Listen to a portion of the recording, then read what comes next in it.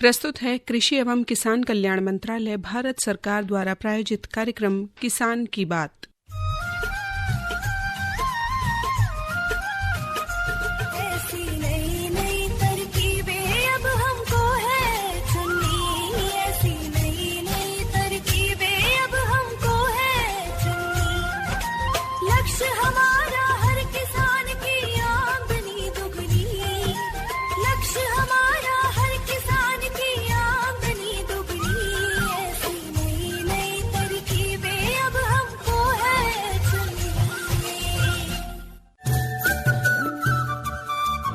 इस कार्यक्रम के प्रायोजक है कृषि एवं किसान कल्याण मंत्रालय भारत सरकार। 100.1 मेगाहर्ट्ज पर आकाशवाणी दिल्ली का गोल्ड चैनल सुन रहे हैं आप, और एक बार फिर से आप सभी के साथ हाजिर हैं आप सभी का मनपसंद कार्यक्रम किसान की बात लेकर आपके दो दोस्त। आज के इस अंक में मैं हूं आपके साथ कोमल भारती और मैं निरंकार। हमारी ओर से करिए स्वीकार। नमस्कार। कोमल, देखिए ये तो हमारे जो किसान भाई हैं बहुत सारी फसलें उगाते हैं, लेकिन उनमें कुछ ऐसी फसलें हैं जिनका बहुत ही महत्वपूर्ण स्थान है। बिल्कुल। और प्याज की अगर हम बात करते हैं तो ये एक ऐसी सब्जी है जो बड़े पैमाने पर प्रयोग में लाई जा रही है और कई रूपों में काम में ली जाती है। बिल्कुल, प्याज एक ऐसी फसल या ऐसी सब्जी कहा जा सकता है जिसका उपभोग भी बहुत ज्यादा किया जाता है और उसका उत्पादन देश में ही नहीं बल्कि विदेशों में भी सबसे ज्यादा किया जाता है। प्याज के अंदर ऐसी बहुत सारी खूबियां होती हैं और उसके अंदर ऐसे बहुत सारे पोषक तत्व होते हैं जिसके चलते जो है सभी लोग इसे आसानी से अपने किचन में जो है हमेशा जो है इसको इस्तेमाल करते हैं। और कोमल, इसकी जो फसल है हम रबी में भी लेते हैं और खरीफ में भी लेते हैं। जो रबी मौसम में हमारे किसान भाई इसकी फसल लेते हैं, मई और जून तक इसकी नर्सरी में बिजाई करते हैं और फिर उसकी रोपाई जुलाई से अगस्त तक करते हैं, जो कि अप्रैल के महीने तक, मार्च अप्रैल में किसानों तक पहुंच जाती है। और जो इस समय की हमारी जो फसल है अक्टूबर के अंत में या नवंबर तक जिन्होंने पौध लगाई है वो दिसंबर जनवरी में उन्होंने रोपाई कर दी होगी और फसल मई या जून तक आएगी। तो इसके लिए ज़रूरी है कि हमारे किसान भाई उस फसल को सुरक्षित रखें, जिसके लिए ज़रूरी है कि उसमें उचित पोषक तत्व दें। और जो पोषक तत्वों की अगर बात करें तो इसमें जो खास तौर पर पोषक तत्वों की ज़रूरत होती है, अगर जैविक खाद की बात करें तो 10 टन प्रति एकड़ के हिसाब से इसको हम दे सकते हैं। और जो नाइट्रोजन की मात्रा है वो 65 किलोग्राम तो बुआई के समय जब रोपाई की जाती है जमीन को तैयार करते वक्त, और 65 किलो छिड़काव के द्वारा दे सकते हैं, जिसको 20 से 25 दिन के अंतराल पर बराबर बराबर मात्रा में बांट के दें। और जो फास्फोरस की ज़रूरत है वो 150 किलोग्राम प्रति एकड़ ज़रूरी होती है और सिंगल सुपर फास्फेट जो SSP खाद है उसके माध्यम से दे सकते हैं और इसको भी रोपाई के समय ही भाई दे दें। और पोटेशियम की जो मात्रा है जो म्यूरेट ऑफ पोटाश MOP के नाम से आता है, इसकी 40 किलोग्राम मात्रा की ज़रूरत होती है। और हम ये भी अपने किसान भाइयों को सलाह देंगे कि इसमें जो सूक्ष्म पोषक तत्व हैं उनकी भी 2.5 ग्राम मात्रा प्रति लीटर पानी में लेकर के अंकुरण के 20 से 25 दिन के बाद 20 दिन के अंतराल पर छिड़काव कर सकते हैं।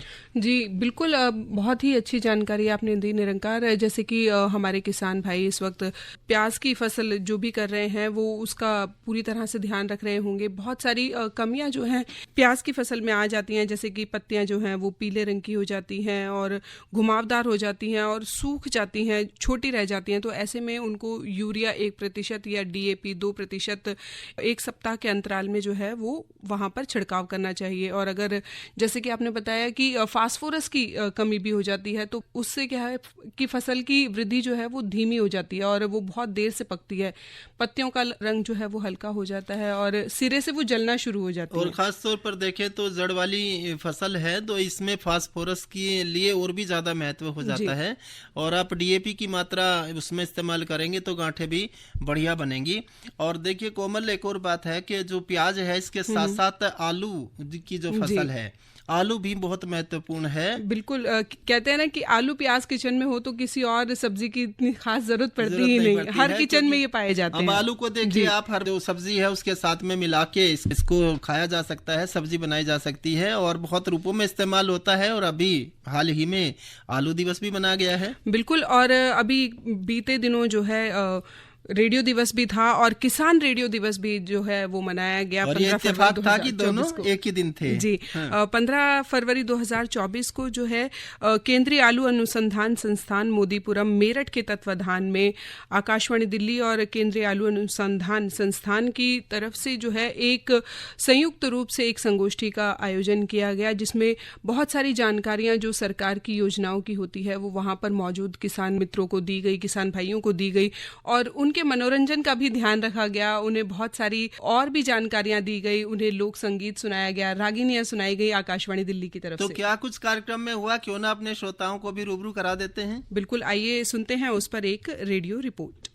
आकाशवाणी दिल्ली और केंद्रीय आलू अनुसंधान संस्थान CPRI मोदीपुरम के संयुक्त प्रयास से आयोजित इस कार्यक्रम में मैं सिद्धार्थ सिंह आप सभी का बहुत बहुत स्वागत और अभिनंदन करता हूं। और आज यानी 15 फरवरी को 2 महत्वपूर्ण दिन हैं, राष्ट्रीय आलू दिवस और रेडियो किसान दिवस। तो आज रेडियो किसान दिवस के उपलक्ष्य में मैं आप सभी किसान भाइयों और हमारे सभी श्रोताओं को बहुत बहुत बधाई देता हूं। जो 15 फरवरी का दिन है, रेडियो किसान दिवस है, ये कैसे अस्तित्व में आया? 20 साल पहले 2004 में रेडियो का एक बहुत ही लोकप्रिय कार्यक्रम है किसान वाणी। तो इस किसान वाणी कार्यक्रम की शुरुआत हुई और किसान वाणी कार्यक्रम के द्वारा हम किसानों से जुड़े 2 दशकों का ये सफर है।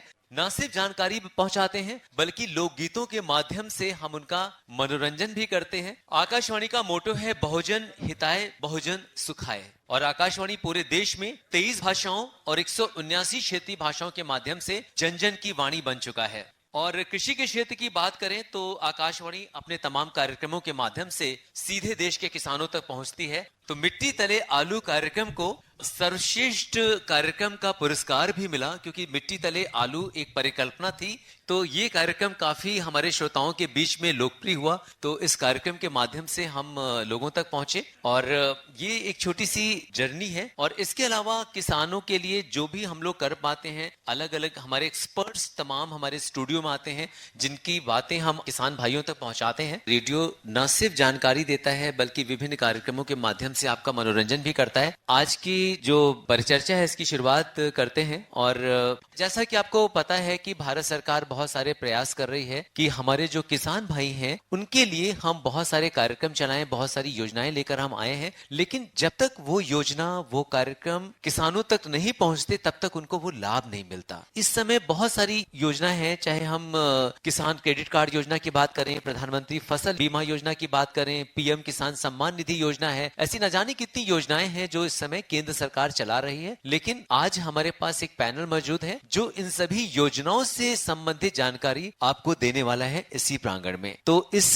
कड़ी में सबसे पहले डॉक्टर सुनील कुमार, सहायक आयुक्त कृषि एवं किसान कल्याण मंत्रालय भारत सरकार को आमंत्रित करेंगे कि वो भारत सरकार इस समय किसानों को लेकर क्या क्या योजनाएं लेकर आई है, आप इन योजनाओं का लाभ कैसे उठाते हैं, इसके बारे में जानकारी देंगे। आपको बता दूं कि मैं भी एक आप जैसे ही कृषक परिवार से जुड़ा हूं। क्या इसका स्टोरेज क्या होना चाहिए, क्या क्या पहलू पर विचार करें। मैं उस सारे पहलू के साथ साथ मैं ये जोड़ना चाहता हूं कि चूंकि आपके पास जो है एक वित्तीय व्यवस्था होनी चाहिए जिसमें चीजें है कि आपके पास जो संसाधन है, जो संसाधन अभी आप उपयोग करते हैं वो आपकी अपनी सेविंग है। किसान भाइयों को हम लोग देख रहे हैं कि जो आपके अपनी जो सेविंग है पूरे सफिशिएंट नहीं होता, पूरे नहीं हो पाते, क्योंकि आपके जो आर्थिक क्रियाकलाप है जिसमें से बच्चों की शिक्षा देना, पालन पोषण करना, भारत सरकार की हमेशा कोशिश रही है कि जो आप जो साहूकार और गांव के जो लोग होते थे उस पर डिपेंडेंसी आपकी जो है वो कम हो और हम इंस्टीट्यूशनल क्रेडिट जो बैंक के माध्यम से है, चाहे आपके बैंक जो कोऑपरेटिव बैंक हो, रीजनल रूरल बैंक हो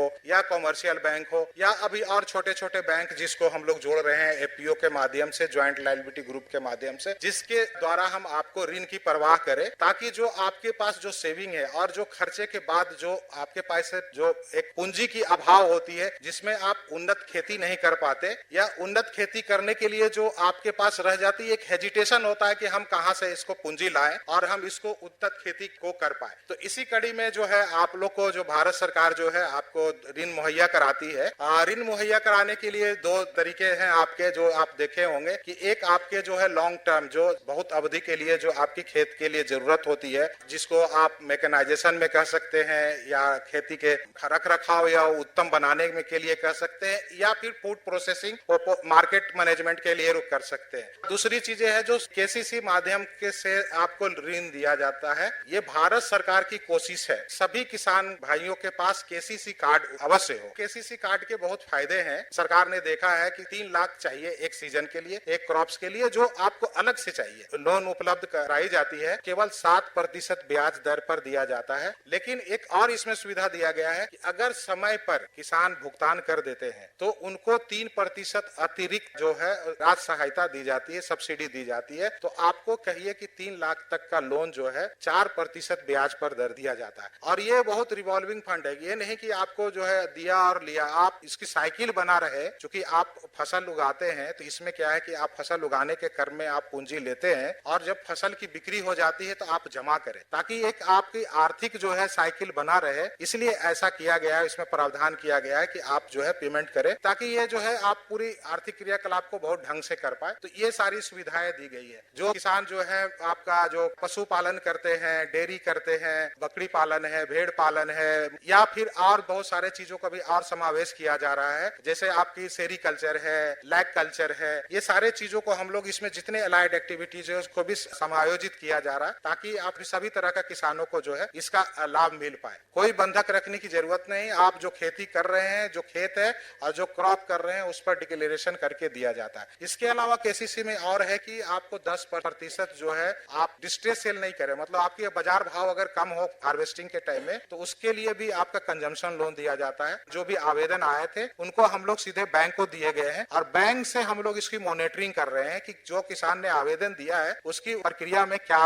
है। अगर उनको लोन देना है तो तुरंत देना है, अगर नहीं लोन दे पा रहे हैं तो हम लोग स्पष्ट कारण बैंक से मांग रहे हैं। और फाइनेंस मिनिस्ट्री ने खुद ही एक पोर्टल बनाया है, पोर्टल का नाम है जन सामर्थ्य। जन सामर्थ्य पोर्टल बनाया है, वो कहीं पोर्टल पर आप अप्लाई कर दीजिए। अप्लाई करने के बाद वहां आप अपने आप का ब्रांच, जिस ब्रांच से आप लेना चाहते हैं, जिस शाखा आपके नजदीक है, वहां से आप इसका प्रोसेसिंग हो जाएगा। तो कार्यक्रम को आगे बढ़ाते हैं और बुलाते हैं बीएस तोमर जी, जो अध्यक्ष हैं शाकीय विज्ञान संकाय संभाग, भारतीय कृषि अनुसंधान संस्थान। तो ये आपको सरकार की बागवानी को लेकर क्या क्या योजनाएं हैं, इसके बारे में सर जानकारी देंगे। बागवानी में जो सरकार की योजनाएं हैं उसके विषय में मैं चर्चा करूं। आलू भी एक बागवानी फसल है। आप आलू से जुड़े हुए हैं तो सीधे सीधे आप बागवानी की योजनाओं के लाभान्वित होने के कैंडिडेट बनते हैं। और जो हमारी बागवानी में सरकार की योजना है, NHM एक होता था, नेशनल हॉर्टिकल्चर मिशन, जिसका दोबारा नाम परिवर्तित करके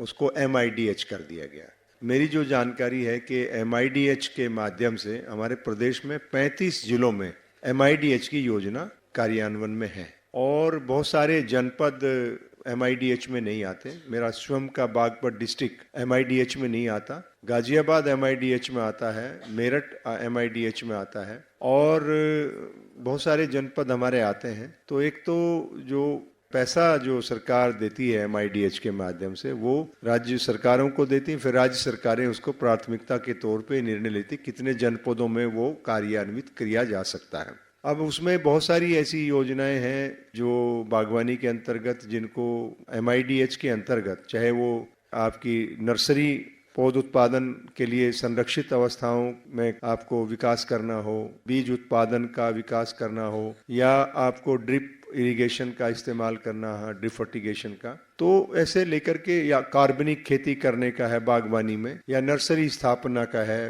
पौधों के, फलदार वृक्षों के, तो बहुत सारे MIDH के अंतर्गत ये योजनाएं हैं। और इन योजनाओं के माध्यम से किसानों तक पहुंचने का प्रयास रहता है, ताकि बागवानी में उन्नत बीजों की उपलब्धता, उन्नत पौधों की उपलब्धता, और संस्थागत माध्यम से किसानों को कैसे टेक्नोलॉजी का फायदा मिले और उसको अपनाएं, इसमें बागवानी की ये कुछ प्रमुख किस्में हैं। लेकिन जैसे यहाँ आप देखते हैं कि हर एक विषय में जो सपोर्ट है वो अलग अलग है, एक समान नहीं है। अगर हम बात करते हैं संरक्षित खेती की, तो उसमें 50% का हमारा अनुदान MIDH के अंतर्गत मिलता है। अगर आप कोई इंसेक्ट प्रूफ नेट हाउस बनाते हैं या नेचुरली वेंटिलेटेड पॉली हाउस बनाते हैं या एनवायरमेंटली कंट्रोल पॉली हाउस बनाते हैं, नर्सरी स्ट्रक्चर बनाते हैं, तो उसमें फर्टिगेशन के लिए अलग है, उसमें 75% तक सब्सिडी है। तो इन योजनाओं का पूरा लेखा जोखा हमारे जितने भी जिला उद्यान अधिकारी हैं उनके कार्यालयों में उपलब्ध है। और जो बागवानी से जुड़े हुए किसान हैं, अगर उनकी रुचि है तो इन कार्यक्रमों के माध्यम से आप MIDH की योजनाओं का फायदा ले सकते हैं। तो बागवानी में तो यही प्रमुख योजनाएं हैं और उसका क्रियान्वयन MIDH है। और MIDH के लिए आपको जिला उद्यान अधिकारी, उसके जिला स्तर पर मुख्य संरक्षक हैं, उनके साथ आप मिलकर के आप कर सकते हैं। कार्यक्रम को आगे बढ़ाते हैं और बुलाते हैं डॉक्टर YR मीणा, अपर आयुक्त कृषि एवं किसान कल्याण मंत्रालय, भारत सरकार से, जो किसानों की योजनाओं के बारे में हमसे चर्चा करेंगे। जो रेडियो दिवस है, इसके अवसर पर केंद्रीय कृषि एवं किसान कल्याण मंत्रालय की ओर से सबसे पहले बहुत बहुत शुभकामनाएं देना चाहूंगा। अगर केंद्र सरकार की योजनाओं की बात की जाए तो कृषि एवं किसान कल्याण मंत्रालय, भारत सरकार ढेर सारी योजनाएं चला रहा है आजकल। और जो योजनाएं हमारी चलती हैं उनमें से 90-95% जो योजना है वो राज्य सरकारों के कृषि विभाग, बागवानी विभाग, पशुपालन विभाग यानी राज्य सरकारों के माध्यम से चलती हैं। बागवानी की अगर हम बात करते हैं तो निश्चित तौर पर कि कम से कम संसाधनों से कम क्षेत्रफल से अगर आप ज्यादा आमदनी ले सकते हैं तो बागवानी से बेहतर कृषि के क्षेत्र में कोई व्यवसाय नहीं है। मेरठ क्षेत्र है या मेरठ संभाग हम कहेंगे, इसमें गन्ना किसान बड़ी संख्या में हैं और गन्ना एक कॉमर्शियल फसल है और एक बार लगा के आप सालों तक उसको हार्वेस्ट करते हैं, काफी अच्छा उत्पादन मिलता है। गन्ने से हटके किसानों को दूसरी कृषि संबंधी जो क्रियाएं हैं या विधियां हैं या जो कृषि के व्यवसाय हैं उन पर लाना बहुत ही कठिन काम है। लेकिन मैं बताना चाहूंगा कि कोई भी फसल आप लो जिसमें आपको बहुत अच्छी आमदनी हो रही है, आपको कम से कम रिस्क है और मार्केटिंग की भी आपको कोई दिक्कत नहीं है, उसके बावजूद भी आपको कोई ना कोई दूसरे सहायक धंधे कृषि से संबंधित, उसमें आप बागवानी भी एक बहुत अच्छा व्यवसाय है, पशुपालन या डेयरी का एक बहुत अच्छा व्यवसाय है। आजकल तो हमारा पशुपालन मत्स्य की जो विभाग था उसको एक मंत्रालय बना दिया गया है, उसी में मत्स्य की है, उसी में डेयरी सेक्टर है, फिशरीज, पोल्ट्री सब, तो ये भी बहुत एक अच्छा व्यवसाय है। आत्मा स्कीम आपने सुना होगा, रिफॉर्म्स इन एग्रीकल्चर एक्सटेंशन, यानी प्रचार की विधियों में किस तरीके से सुधार लाया जाए कि सरकार के जो भी कार्यक्रम हैं, सरकार की जो भी योजनाएं हैं, किसानों को जो भी सरकार राहत देना चाहती है उनको कम से कम समय में प्रभावी तरीके से किसानों तक कैसे पहुंचाया जाए। तो विस्तार के कार्यक्रमों की सबसे बड़ी योजना आत्मा स्कीम है। आत्मा का मतलब है एग्रीकल्चरल टेक्नोलॉजी मैनेजमेंट एजेंसी, एक डिस्ट्रिक्ट लेवल ऑटोनोमस एजेंसी है। आमतौर पर जिला कलेक्टर उसके चेयरमैन होते हैं और कृषि, बागवानी, पशुपालन, ये जितने भी विभाग हैं, लाइन डिपार्टमेंट्स, इन सब के डिप्टी डायरेक्टर या असिस्टेंट डायरेक्टर जो जिले में बैठते हैं वो सब उसके मेंबर होते हैं। और ये बहुत अच्छी स्कीम है, ब्रॉड बेस्ड है। इसमें बागवानी, पशुपालन, मतलब सभी विषय, कोई भी कृषि संबंधी विषय हो, सब कवर होते हैं। तो उसका आप लाभ ले सकते हैं, संपर्क कर सकते हैं। दूसरा, प्रधानमंत्री किसान मानधन योजना है। प्रधानमंत्री किसान मानधन योजना पेंशन योजना है, स्वैच्छिक है, किसी पर थोपी नहीं जाती। 18 से 40 वर्ष के जो किसान हैं वो उस योजना का लाभ ले सकते हैं। और उस योजना की खासियत है जितना कंट्रीब्यूशन किसान उसमें देगा उतना ही सरकार देती है। एक और योजना प्रधानमंत्री किसान सम्मान निधि, सबने सुना है, आजकल सबसे ज्यादा सुर्खियों में है। और ये ऐसी योजना है कि केंद्र सरकार सीधे तौर पर इसको अपने हिसाब से चला रही है। राज्य सरकारों से सिर्फ जो पात्र किसान है उनकी लिस्ट बन के आती है और हमारे जो केंद्रीय कृषि किसान मंत्रालय है भारत सरकार का, वहां पर पूरी टीम लगी हुई है। डाटा मिलने पर किसानों को उसकी किस्त जो 2,000 रुपए साल में 3 बार दिए जाते हैं, यानी 6,000 रुपए सालाना, उसमें कुछ खर्चा नहीं है, कोई कंट्रीब्यूशन नहीं है। जो भी पात्र किसान है उनको साल के 6,000 रुपए मिल रहे हैं और उसकी 15 किस्त अभी तक जा चुकी हैं और अभी 16वीं किस्त मेरे ख्याल से 24 तारीख को जा सकती है, ऐसा अभी प्लान है, इसी महीने की 16 तारीख को। तो लगभग 11,000 करोड़ से ज्यादा ये लोगों को लाभ मिल चुका है इसका। एक नंबर मैं आपको बताता हूं, जो टोल फ्री है कोई भी आपकी खेती किसानी की समस्या हो, उसके बारे में आप हमारे कृषि विशेषज्ञों से बात कर सकते हैं। उनसे अपनी शंका, समस्या, उसका समाधान करवा सकते हैं। 1800-180-1551 ये किसान कॉल सेंटर का नंबर है। पूरे देश के लिए कॉमन है और सुबह 6 बजे से रात को 10 बजे तक ये सुविधा उपलब्ध है। होली दिवाली को भी ये सुविधा होती है, तो आप फार्म टेली एडवाइजर से सलाह ले सकते हैं। किसान को सलाह जो दी जाएगी वो कहीं भूल नहीं जाए, इसलिए फिर लिखित में भी आता है मैसेज कि आपने जो सवाल पूछा उसका ये जवाब है। तो बहुत अच्छी है, इसमें कोई पैसा नहीं लग रहा है, ये पैसा सरकार उठाती है, इसका सारा खर्चा। आप सभी ने बहुत ध्यान पूर्वक सुना, तो मैं अपनी ओर से, आकाशवाणी परिवार की ओर से आपका बहुत बहुत धन्यवाद देता हूं, आभार प्रकट करता हूं। नमस्कार, जय हिंद।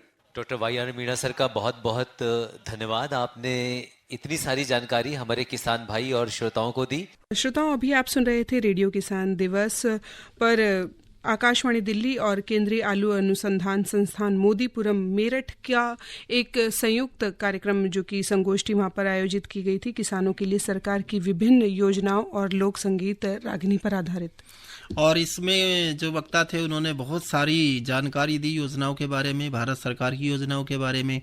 और देखिए, जो योजनाएं चलाई जाती हैं इनका मकसद यही होता है कि किसान भाई इसका ज़्यादा से ज़्यादा लाभ उठाएं, क्योंकि जब आप इसका लाभ उठाएंगे तो कृषि क्षेत्र में ज़्यादा से ज़्यादा तरक्की हो पाएगी और हमारा देश आगे बढ़ पाएगा। जैसा कि हमारा देश की जो अर्थव्यवस्था है उसमें कृषि का बहुत महत्वपूर्ण योगदान है, इसलिए आप अपनी खेती को बढ़ाने के लिए खास तौर पर हम देखते हैं कोमल की अब जमीनें तो घटती जा रही हैं, लेकिन जो हमारी योजनाएं हैं उनके माध्यम से आप उनका लाभ लेकर के इससे सीमित जमीन क्षेत्र पर भी वैज्ञानिक ढंग से खेती करके ज़्यादा लाभ कमा सकते हैं। तो हम सभी को यही कहना चाहेंगे कि जितनी भी सरकार की योजनाएं हैं उनकी जानकारी लेकर के आपको उनसे लाभ उठाना चाहिए और उनकी विस्तार से जानकारी हम अपने कार्यक्रम में भी देते रहते हैं, या फिर आपके क्षेत्र के कृषि विभाग हैं या खंड विकास अधिकारी कार्यालय हैं, उनमें भी नई नई योजनाएं आती हैं, राज्य सरकार की भी योजनाएं होती हैं, उनका आप ज़्यादा से ज़्यादा लाभ लें। और इसी के साथ निरंकार हमारे आज के कार्यक्रम का समय जो है वो समाप्त होता है। तो चलने से पहले अपने सभी श्रोताओं से लेते हैं इजाजत और सभी को हमारी ओर से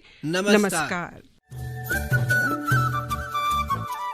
इस कार्यक्रम के प्रायोजक थे कृषि एवं किसान कल्याण मंत्रालय, भारत सरकार।